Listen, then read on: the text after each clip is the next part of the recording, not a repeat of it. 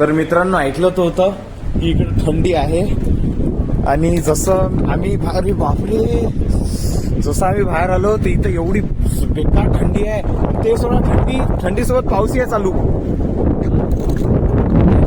हे बघा बघू शकतो तुम्ही पाऊस आहे हलका हलका चालू. म्हणजे थंडी वेगळी आणि पाऊसही चालू. सांगा आता काय करावं आता. आपल्या इथं काहीच नाही. आपल्या इथं कडक ऊन आहे अमरावतीत. इकडे एवढी बेकार पाऊस आहे थंडी आहे. अरे बापरे बघा आता माझ्या मोबाईलच्या ह्याच्यावर व्हिडिओ कॉल नाही अरे व्हिडिओ बनवत आहो मी. चला आता बघू आता पुढे दाखवतो तुम्हाला. तर आता आम्ही चाललोय आमचं लगेज घ्यायला जे की आम्ही मुंबईला दिलं होतं. म्हणजे मुंबईला लगेज दिलं होतं आणि त्यांना मी विचारलं होतं की लगेज बा आम्हाला इस्तानबुलवर भेटणार आहे का.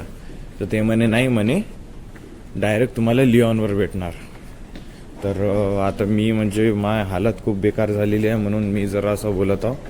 म्हणजे दमलो जरा असं म्हणू शकतो की 3-4 दिवसापासून रात्र पाहिलीच नाही असं वाटू राहिलं. आणि माझं मोबाईलचं टायमिंग आता मी एक इंडियन टायमिंग ठेवला होता एक पॅरिसचा टायमिंग ठेवला होता. तो टायमिंग काय माहिती झालं एक तासानं मागं होत चालला. म्हणजे जसं मी ज्या कंट्रीमध्ये चाललो तशा हिशोबाने तो मागं होत गेला तो. म्हणून अजून म्हणजे रात्र बघितलीच नाही असं म्हणू शकतो.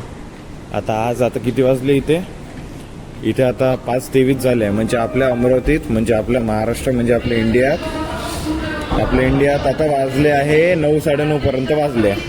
चला आता जातोय खाली आणि घेतो.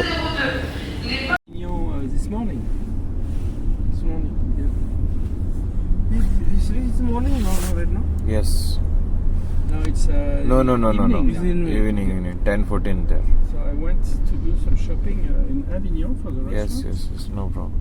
And so I did 120 kilometers this morning, and now I'm doing another 120 kilometers tonight. So